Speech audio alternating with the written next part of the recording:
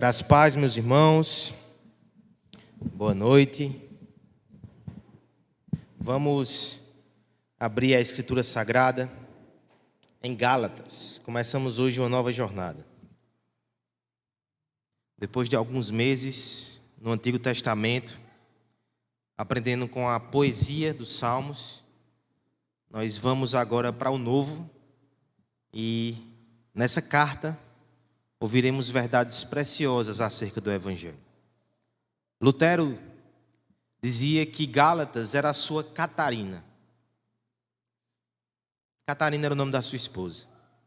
Ele dizia que tinha uma aliança de amor com essa carta. Na verdade, Gálatas e Romanos, essas duas epístolas paulinas, são o fundamento da Reforma Protestante. Na carta aos Gálatas, nós ouviremos sobre a preciosa doutrina da justificação pela fé. Na carta aos Gálatas, nós ouviremos acerca da liberdade que Cristo nos conferiu. Na carta aos Gálatas, ouviremos sobre o precioso Evangelho. Com essa perspectiva, comecemos então, nos 5 primeiros versos, a saudação. De antemão aviso, não menospreze a saudação. Tem muita glória e tem muito evangelho aqui. Leia com essa perspectiva, acompanhe. Paulo, apóstolo, não da parte de homens, nem por intermédio de homem algum, mas por Jesus Cristo e por Deus Pai, que o ressuscitou dentre os mortos, e todos os irmãos meus companheiros, as igrejas da Galácia. Graça a vós outros e paz da parte de Deus, nosso Pai, e do nosso Senhor Jesus Cristo, o qual se entregou a si mesmo pelos nossos pecados, para nos desarraigar deste mundo perverso, segundo a vontade do nosso Deus e Pai, a quem seja a glória pelo século dos séculos. Amém. Vamos orar, pedindo para que Deus nos ajude a enxergar a glória de Deus nessa passagem. Pai bendito e Pai amado, muito obrigado, Senhor, pelo privilégio de estarmos prestando culto a Ti nessa noite. Sabemos que isso é graça, não há merecimento em nós para estarmos aqui, mas Te agradecemos porque o Senhor nos dá esse privilégio. E Te pedimos uma bênção a mais. Prepara os nossos ouvidos, Senhor, e usa esse pecador para transmitir com fidelidade esse texto tão maravilhoso e tão precioso para a edificação do Teu povo, para a salvação daqueles que ainda não estão em Jesus Cristo. É no nome dEle que nós oramos. Amém. No excelente livro Evangelho Explícito, o qual está recomendado aí no seu boletim, na parte interior, o pastor Matt Chandler, ele narra um evento que foi muito importante, uma virada de chave no seu ministério. Em determinada ocasião, na sua igreja, The Village, eles teriam um momento de batismo, um momento especial. E ele tomou conhecimento que uma mulher que fora envolvida por anos com bruxaria e com ocultismo daria o seu testemunho e seria batizada. O pastor ficou um pouco preocupado com as coisas que aconteceriam naquela noite. Em suas próprias palavras, ele disse que temia uma espécie de Harry Potter para adultos na igreja, para o qual ele não estava preparado. Acontece que o nosso irmão estava felizmente errado. Ele foi surpreendido pela graça de Deus naquela noite. De fato, aquela mulher narrou 15 anos que passou envolvido com bruxaria, com ocultismo e toda sorte de coisas desse tipo.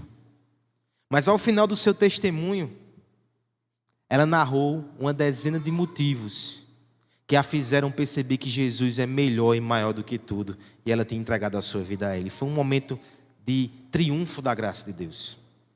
Logo depois, o próximo irmão que estava para ser batizado relatou também uma história forte. Alguém mergulhado no ateísmo e no alcoolismo, mas que foi resgatado pela graça de Deus. No entanto, para surpresa do pastor, a parte incômoda, preocupante e até constrangedora ficou para os últimos relatos. 4 jovens que basicamente contaram a mesma história. Criados na igreja, envolvidos com a igreja na sua juventude e adolescência, enfim, se afastaram. E somente conheceram o evangelho depois, fora da igreja, num contexto de evangelismo universitário. Aquilo acendeu uma luz na cabeça do pastor e ele disse: espera aí, será que eu entendi errado? 4 jovens estavam na igreja e parece que não conheceram o evangelho. O que houve? Como pai, ele ficou preocupado que um dia isso pudesse acontecer com o seu filho. E como pastor, ele também ficou bastante preocupado se não aconteceria isso na sua igreja, ainda que aqueles irmãos fossem egressos de outras igrejas. O que é que ele fez? Ele os procurou informalmente e foi conversar mais sobre isso. Bem, alguns relatos o deixaram um tanto quanto tranquilos. Alguns desses irmãos foram até seus bloquinhos de anotação. Quem anota está vendo aí a utilidade. E perceberam que havia nos sermões, sim, menção ao Evangelho de Cristo. Eles que não perceberam. Eles que ignoraram. No entanto, outros, quando explicaram o seu contato com a igreja, deixaram o seu coração dolorido. Jovens que passaram anos e anos sentados em cadeiras como nós estamos aqui nessa noite e só ouviram falar de regras, moralismos, rituais e nada de evangelho. Promessas vazias, ameaças superficiais, mas nada de evangelho. Aquele homem empreendeu uma pesquisa maior e, por fim, ele levantou a bandeira daquilo que intitula o livro. A igreja não pode permitir que o evangelho seja presumido ou implícito. A gente não pode partir simplesmente do pressuposto que as pessoas já sabem o que é o evangelho, porque na verdade essa mensagem precisa ser muito clara, precisa ser explícita e precisa ser explicitada sempre. É um perigo real, irmãos, igrejas que deixam o evangelho no meio do caminho, não só implícito, mas abandonado e até rejeitado. Gálatas! E isso aconteceu nos Gálatas, e para mim isso é um alerta. Ainda que aí na frente, na nossa placa e em toda a nossa estrutura e nossa pregação, o lema dessa igreja seja uma igreja centrada no evangelho. Gálatas foi pregada por um homem muito mais centrado no evangelho do que qualquer liderança aqui do jardim, apóstolo Paulo. E mesmo assim, pouco depois que ele saiu e se ausentou daquela localidade, os irmãos se afastaram. O jardim precisa vigiar para que isso não aconteça. Eu e você, individualmente, na nossa família, no nosso coração, precisamos vigiar para que o evangelho não fique implícito e depois até suma dos nossos lábios e do nosso coração. Para combater isso, Paulo escreve essa carta. E já nos primeiros 5 versos, de forma espetacular, ele deixa o evangelho explícito em uma saudação. Ele não perde tempo, não. Saudação é aquele tipo de texto que às vezes a gente menospreza na leitura, parece mera formalidade. Eu confesso que enquanto me preparava e já tinha esse compromisso, esse desejo de pregar a Bíblia expositivamente na igreja, versículo após versículo, quando eu via esse tipo de texto, eu dizia: meu Deus, tem como a gente começar no verso 6, não? O que é que eu vou pregar para a igreja? Como é que eu vou alimentar esse povo com uma mera saudação? Mera saudação não existe na palavra inspirada de Deus. Essa saudação é cheia do evangelho. Para a vergonha do pregador incrédulo, tem tanta glória aqui. O evangelho está explícito nesse texto. Eu quero vê-lo com você nessa noite. Nós veremos nos versos 1 e 2 a procedência do evangelho. Veremos nos versos 3 e 4 o conteúdo do evangelho. E por fim, nos versos 4 e 5, os efeitos do evangelho. Procedência, conteúdo, efeitos, evangelho explícito. Não existe mera saudação quando o coração está inflamado pela glória de Deus. Vamos acompanhar o texto com mais atenção. Eu peço que a igreja me ajude na leitura dos 2 primeiros versos nesse momento. Paulo, apóstolo,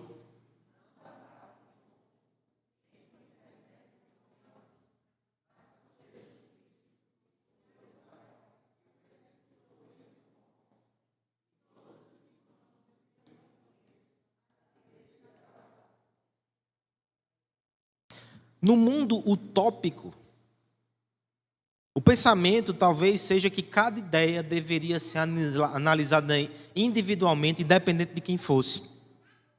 Mas a gente sabe que as coisas aqui são mais complicadas. Existem intenções. Então nós queremos saber não somente o que foi dito, mas por quem foi dito e o que essa pessoa deseja com aquilo. Nós queremos saber, inclusive, a autoridade. Que autoridade essa pessoa tem para dizer isso? Num caso como esse, que envolvem doutrinas sobre morte, vida, céu, inferno, quem é você, meu amigo, para falar tais coisas? Essa é a resposta que está aqui nos 2 primeiros versos. E o questionamento que está por detrás desse escrito, ele foi sim forte. Irmãos, uma orientação para as suas leituras. Os primeiros detalhes que aparecem nas saudações das cartas paulinas, elas indicam o ânimo do apóstolo, o contexto e o seu propósito. Por exemplo, quando Paulo escreve aos Filipenses, lá no primeiro versículo, ele se apresenta como Paulo, o servo, doulos em grego, escravo. É uma postura de humildade, ele está ali entre irmãos, todos são servos de Cristo. E a carta vai bem nessa tonalidade. Quando Paulo, por exemplo, escreve a Filemon, um senhor de escravos que deve receber Onésimo como seu irmão em Cristo, Paulo começa assim, no verso 1. Paulo, prisioneiro de Cristo. Você percebe que a sua argumentação e o seu propósito já se inicia ali. Agora veja como Paulo começa a carta aos Gálatas. Paulo, apóstolo. Você vai dizer, meu irmão, isso é uma carteirada. E eu confirmarei, é. Ele está reivindicando para si a autoridade apostólica. E não só isso, o verso 1 todo, ele tem essa conotação. Apóstolo, não da parte de homens, mas da parte de Deus. Não da parte de homem algum, mas do próprio Cristo ressuscitado. Ele está trazendo para si essa autoridade. Veja, Paulo, pelo menos naquilo que nós temos nos escritos do Novo Testamento, não é um homem que se entrega a vaidades desse tipo. Se ele o faz, se ele reivindica, é porque tem um propósito. E o propósito está no contexto da carta. Depois que Paulo plantou aquela igreja, ele foi anunciar o evangelho em outros lugares, possivelmente foi na primeira viagem missionária de Paulo. Chegou um grupo de homens e de mestres chamados judaizantes, e que começaram a bagunçar ali aquilo que Paulo tinha feito com tanto carinho. O que é que os judaizantes diziam? De forma resumida, a gente vai se aprofundar disso ao longo da carta. Eles chegaram para igrejas da Galácia que eram compostas majoritariamente de estrangeiros que não eram judeus, como nós somos, pessoas que não eram judeus.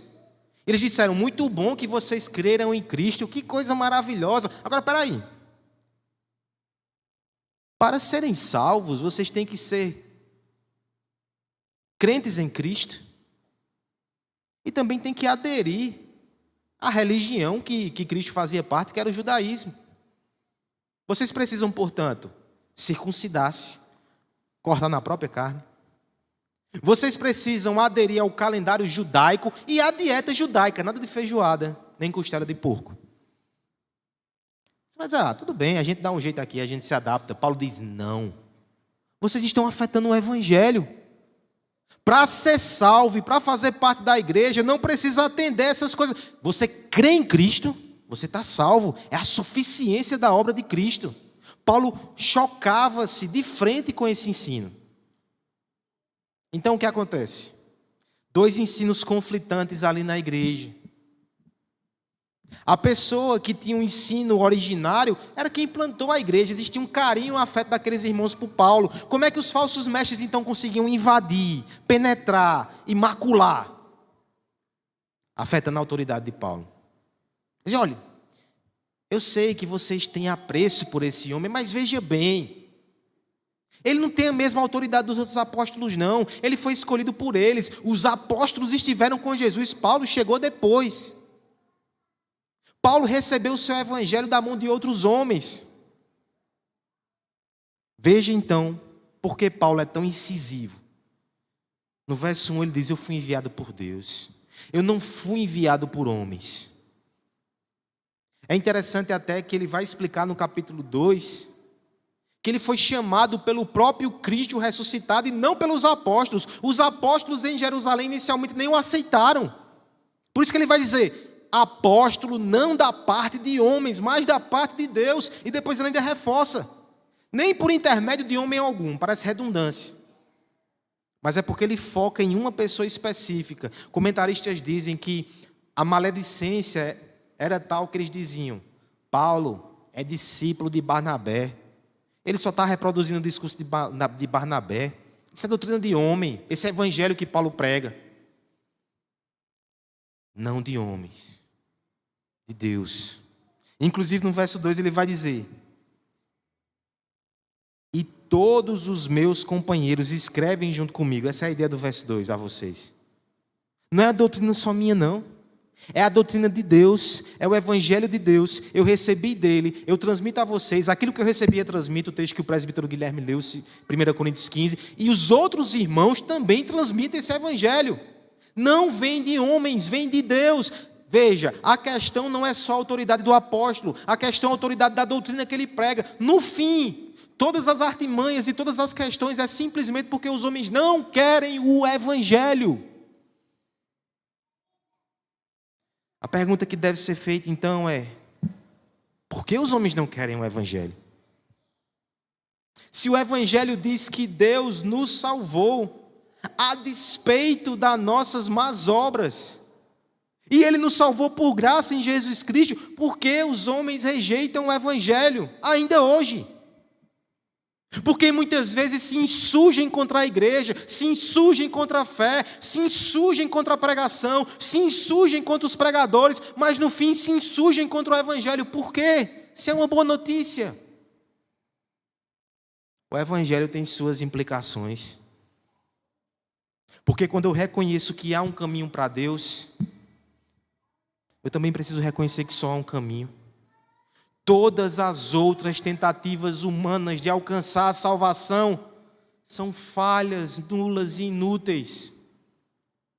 Porque o evangelho diz que Cristo teve que vir, porque nós não conseguimos ir até Ele. Se Ele veio, está comprovada também a nossa incapacidade moral, a nossa insuficiência espiritual. E sempre vai ser melhor adaptar e construir uma doutrina na qual eu posso fazer alguma coisa, eu posso deixar de fazer alguma coisa, e no fim eu alcanço os méritos da retidão. Mas não é assim que funciona com o evangelho. Não somos nada, não podemos fazer nada. Graças a Deus por Jesus Cristo que fez tudo. O evangelho não está em questão. Ele é o caminho de Deus, ele procede de Deus e nem adianta atirar no mensageiro. Essa expressão atirar no mensageiro é usada muitas vezes no debate público ou jurídico. Quando simplesmente uma mensagem vem até nós e a gente ataca a pessoa que profere a mensagem porque não quer ouvir aquilo. Tem uma origem. No passado, existia alguém que tinha essa função. Não sei se era aprovado num cargo público e de repente se deparava com essa incumbência. Ele pegava a mensagem de um rei, atravessava vários quilômetros e levava a outro rei. Às vezes era uma mensagem de guerra. Pensa só, Mateus. Você vai para um monarca com essa mensagem, talvez proferindo xingamentos ao outro, ameaçando de morte, e é você que está lá, que entra no palácio e entrega ali na mão do rei. Coitado do mensageiro, né? É por isso que existe um princípio entre os reis. Não atire no mensageiro. Ele só está entregando a mensagem. Ele precisa ser preservado. Não adianta atirar no apóstolo. A mensagem não vem dele, não. A mensagem vem de Deus. Não adianta rejeitar os homens que transmitem a você o evangelho. Deus está por detrás dessa mensagem ela vai permanecer de pé. Nisso há um encorajamento, certo? Muitas vezes nós estamos em contextos que simplesmente desprezam, menosprezam, rejeitam a pregação da palavra, rejeitam o evangelho de Deus. Todo esse esforço é inútil. Permaneça com Cristo, permaneça no evangelho. Isso é um alerta também para aqueles que estão aqui nessa noite que talvez ainda resistam a essa mensagem. Aí você fala, pastor, quem é que resiste a essa mensagem? Muitos. Nem todos verbalizam. Eu me lembro que tinha um amigo meu que verbalizou isso. Ele foi muito sincero. Mas tantos outros não verbalizam, mas rejeitam. Certa vez eu pregando o evangelho para ele, ele de forma muito franca, ele disse, Rodrigo, eu não concordo, eu não aceito. Eu disse, mas meu irmão, por que essa mensagem é tão maravilhosa? Ele disse, porque para mim é bom demais assim. Quer dizer que eu posso fazer o que eu fizer. Se no final da minha vida eu me arrepender, estou salvo. Eu não aceito isso não. Na verdade, quando a gente pensa dessa forma, é porque a gente está deixando de reconhecer como nós somos pecadores. Eu sou aquele desesperado que precisa de salvação. Eu não sou o justo que ia conseguir sozinho. Mas esse tipo de rejeição não está só lá fora, não. Pode estar aqui dentro também. Sabe quando você rejeita o evangelho? É quando você tem essas palavras no seu coração também. É bom demais para ser verdade. Não é assim não. Sabe quando você olha para si mesmo e de repente você peca e você erra e você se vê como pecador e de repente você quase que rejeita o perdão e a promessa de Deus. É bom demais para ser assim, eu não acredito nisso não. É bom demais sim, é o evangelho, creia, Deus é melhor do que você. Sabe quando a gente rejeita o evangelho também? Quando a gente deixa de crer que as pessoas podem mudar. Quando a gente olha para alguém e diz, isso aí não tem jeito não. Quando a gente desiste das pessoas. Quando a gente simplesmente não acredita. Quando chega alguém aqui na igreja que você conhece o passado, você olha de lado e fez, ih, olha aí o golpe. O evangelho é bom demais. Ele salva, ele transforma pecadores. Não rejeite. Não rejeite. Ele procede de Deus. O que é o evangelho então, em termos mais concretos e substanciais? É o próximo passo. Versos 3 e verso 4. Peço a ajuda da igreja com essa leitura mais uma vez. Graça a vós outros.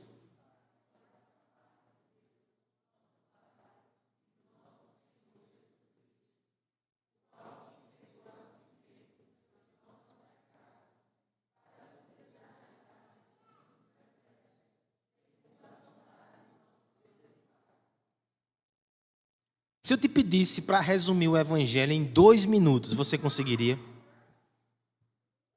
Pastor, 2 minutos é aqueles videozinhos do TikTok, é? Me dê 5, senão eu vou ter que fazer dancinha, né? 5 minutos. 5 minutos você conseguiria? E aqui eu não quero analisar só o seu poder de síntese, não. Eu quero saber se você tem clareza, segurança, e você sabe definir com precisão o que é o evangelho. Não só para comunicar, veja, Paulo numa saudação ele joga o evangelho com muita habilidade. É importante se a gente conseguir fazer isso. Mas essa clareza é importante para nós mesmos. O evangelho tem que estar explícito e nítido para o meu coração também. Veja como Paulo ele resume o evangelho aqui nesse texto. Primeiro, no verso 3, em sede de saudação, ele prepara o terreno para o evangelho. Graça a vós outros e paz. É como, os crentes, a paz do Senhor, graça e paz, enfim, variações. Mas a origem dessa saudação ela é um pouco mais profunda. Nós temos aqui paz, que era o cumprimento que os judeus faziam desde sempre. E quando um judeu cumprimentava o outro dizendo shalom, ele estava desejando algo que remetia ao próprio jardim do Éden. Os judeus entendiam que o shalom de Deus estava ali. Era paz com o Criador, que refletia-se em paz nos outros relacionamentos e até mesmo paz com o mundo criado. Esse é o shalom de Deus. Acontece que, de fato, o shalom é um desejo. Em alguma medida é o pesadelo presente de todo homem longe de Deus.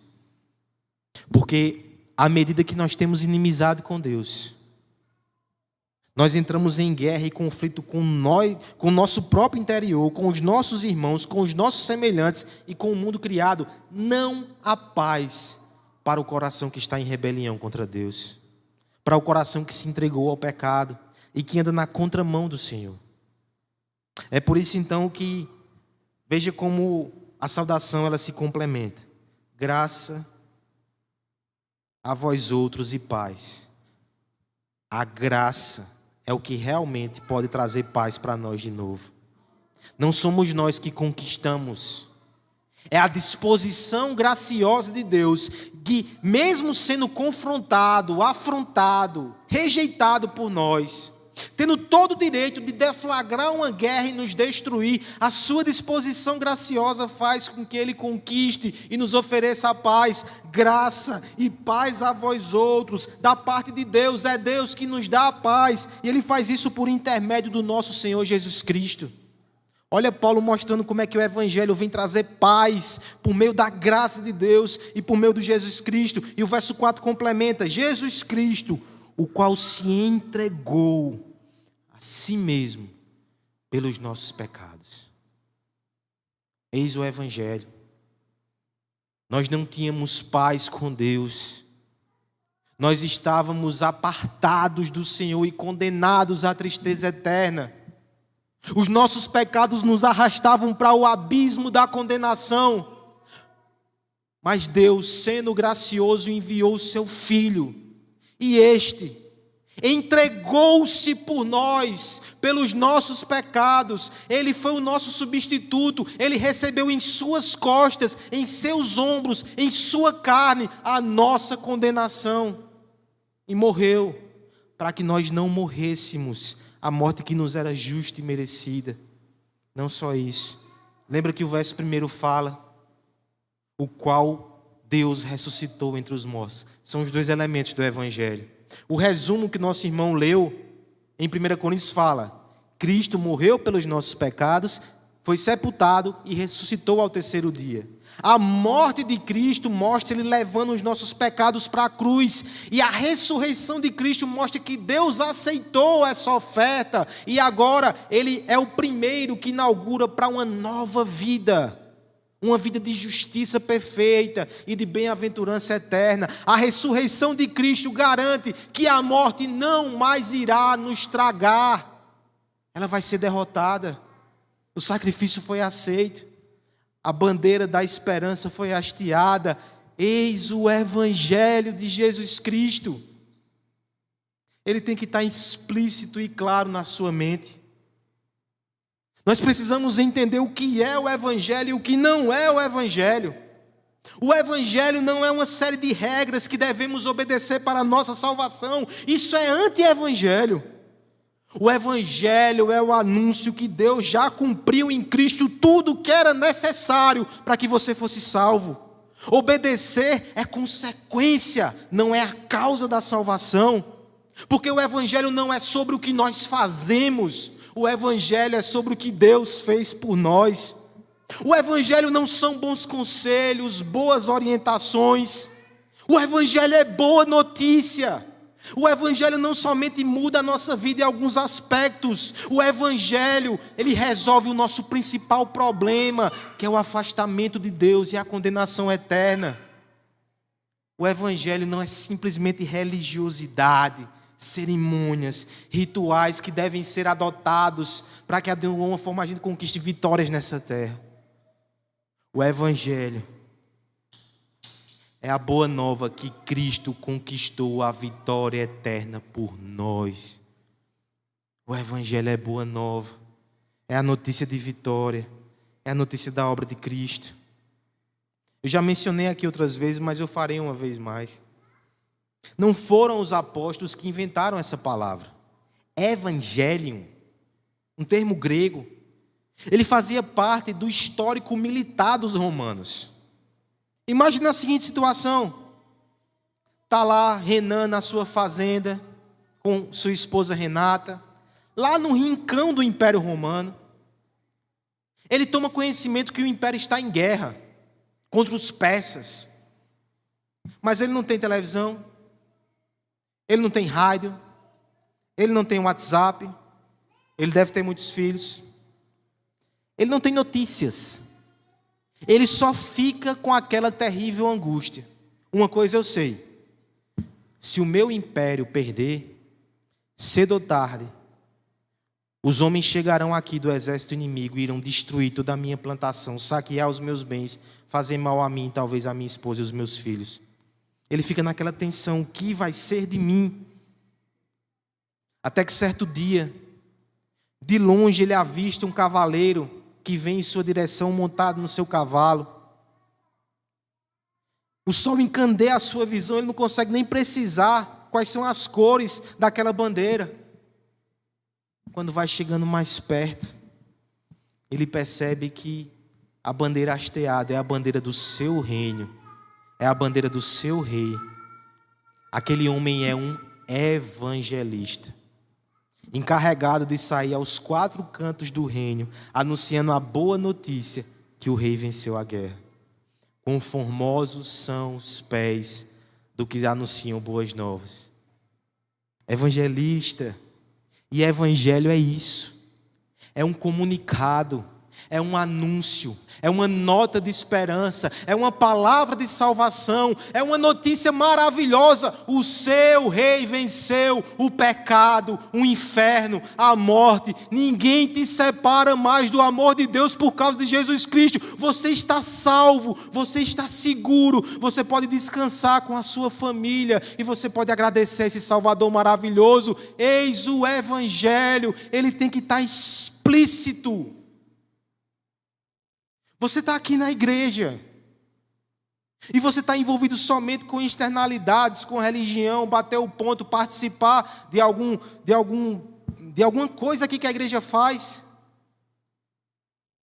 Cuidado para que você não seja como aqueles jovens que passam o tempo todinho aqui e não entendem o que está acontecendo. Se você não tem o evangelho claro na sua mente e ardendo no seu coração, você ainda precisa de boas notícias para a sua salvação. Essa é uma palavra especial, inclusive, para os filhos de crentes. Não acostumem-se só com a religião. Não acostumem-se só com esse ambiente, o que acontece aqui. Na verdade, você não pode se acostumar aqui ao evangelho glorioso de Jesus Cristo. O cristão mais experimentado dessa igreja ainda tem que se emocionar, se alegrar com esse evangelho. Todos nós precisamos dele.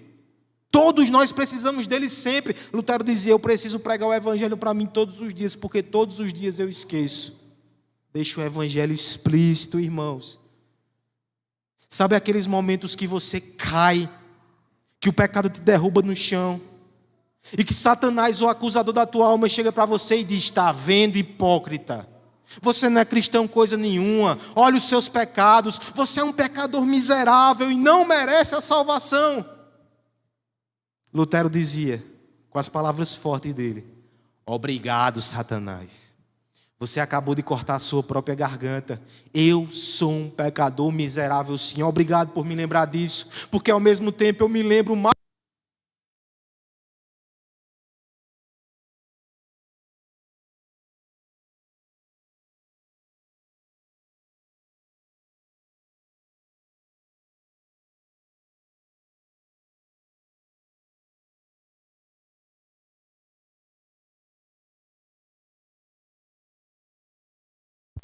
Você não vai vencer não, Satanás. Sua garganta está cortada, Lutero dizia. Você me lembrou que eu sou um pecador miserável, eu sei disso. Mas ao mesmo tempo eu me lembro como o amor de Deus é constrangedor por mim. E como a graça do Senhor é preciosa, porque salva pecadores miseráveis como eu. Obrigado, Satanás, você me fez amar mais a Cristo e a sua salvação. É o evangelho que nos coloca de pé quando caímos.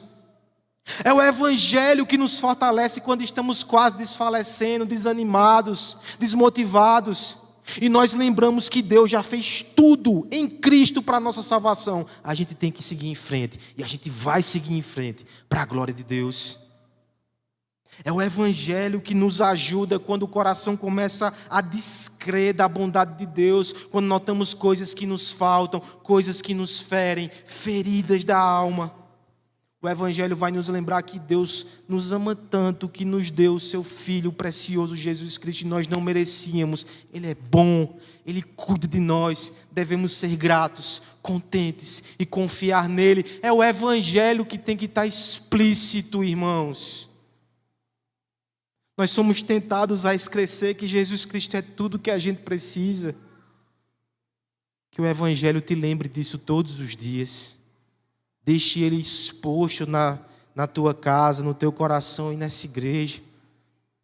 Esse é o Evangelho. Vamos agora para o final do texto. Falamos da sua procedência, do seu conteúdo, falaremos também dos seus efeitos. Versos 4 e 5, eu peço a ajuda da igreja nessa leitura final, para encerrarmos a exposição. O qual se entregou a si mesmo.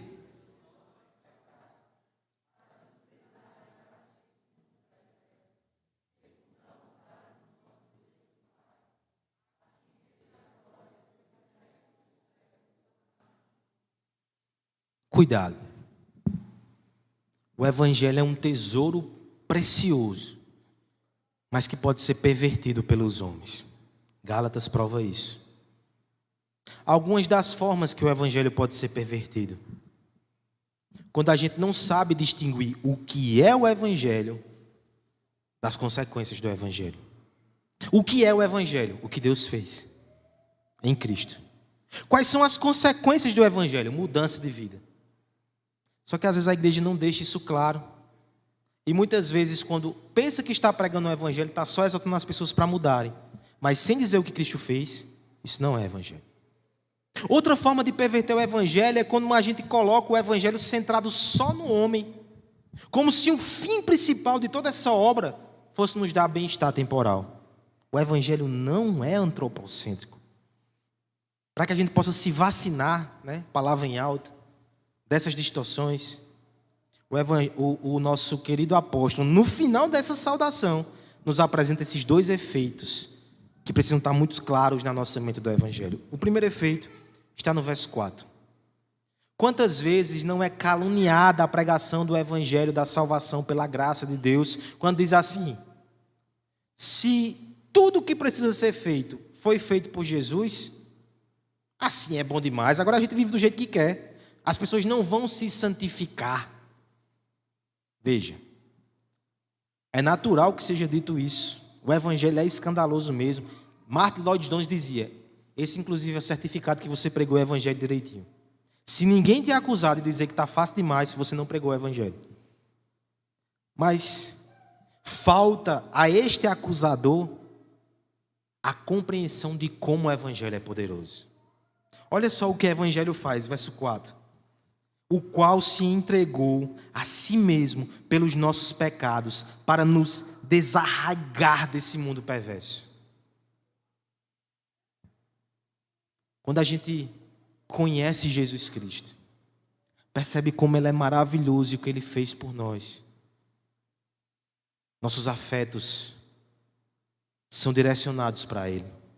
O mundo já não brilha tanto mais. Tudo fica preto e branco e Ele que reluz, e Ele que chama a nossa atenção. O nosso coração é direcionado para Ele. Mas o texto aqui coloca isso em linguagem ainda mais forte. Desarraigar. Nossa, eu tive dificuldade de manhã e persiste isso. Desarraigar. Literalmente é uma expressão agrícola. Nosso presbítero Aloísio, ele tem descoberto aí nesses últimos meses sua vocação de jardineiro, E eu me lembro que determinada vez eu cheguei lá para almoçar na casa dos meus pais. Eu dou esse benefício a eles da minha presença algumas vezes, para receber alimento, e compartilhar da presença. Mas nesse momento eu tive que pagar um certo pedágio para poder ter acesso à refeição. Ele estava lá atrás puxando uma planta que estava enraizada ali no seu vaso. E eu creio que não era só no vaso não, acho que aquela planta estava enraizada no subsolo da terra. Eu me uni a ele, a gente puxou. Foi um negócio difícil. Uma coisa, irmãos, é a gente aparar folhinhas, comportamento externo. Há vários modelos aí fora de aperfeiçoamento moral que podem fazer isso com você. Mas é só folha. O que o Evangelho faz é diferente. Ele vai na raiz, ele tira a nossa raiz desse mundo. O nosso coração é tocado profundamente nas suas disposições, nos seus desejos, nas suas aspirações. E essa, na verdade, é a santidade mais profunda. Muito mais do que o medo do inferno ou que o dever da religião, é o coração que ama a Deus, ama a sua santidade e que é grato a Jesus Cristo. Essa é a santidade.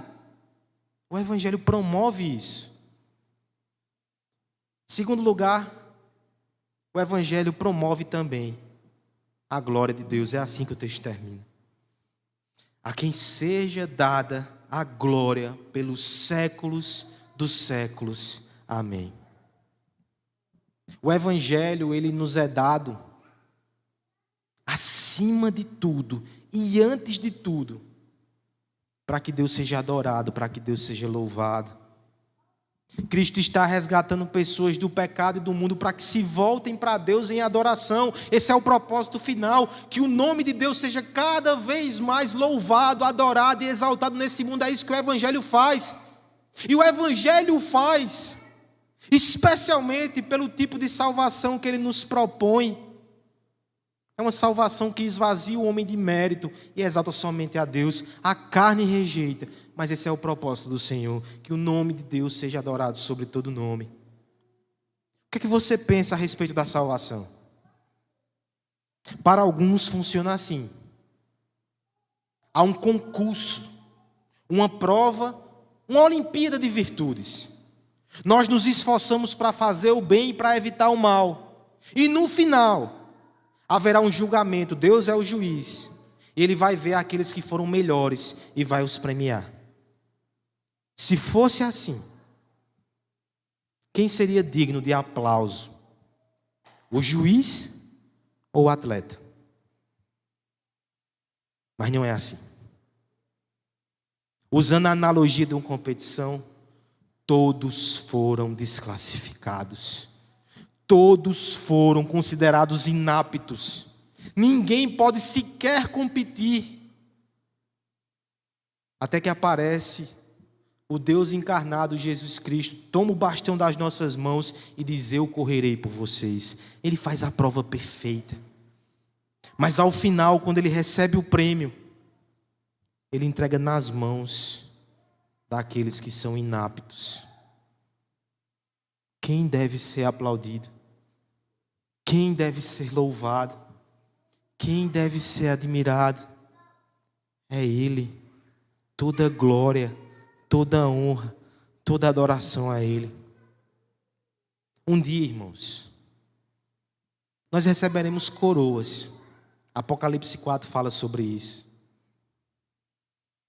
Só que nesse momento, o nosso coração vai estar tão cheio do Evangelho, que a gente vai pegar essas coroas, vai olhar para elas.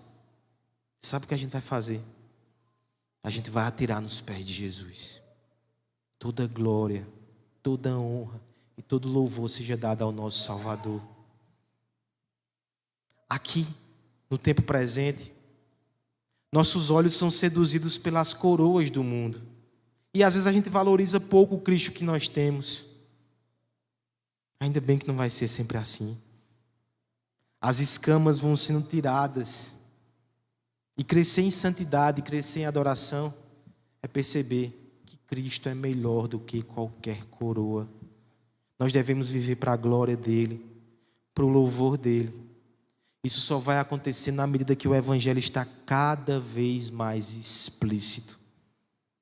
Que ele seja exposto, que ele seja anunciado, que ele seja apreciado, que ele seja recebido, que ele seja amado por você e por mim, para a glória de Deus, para a nossa alegria.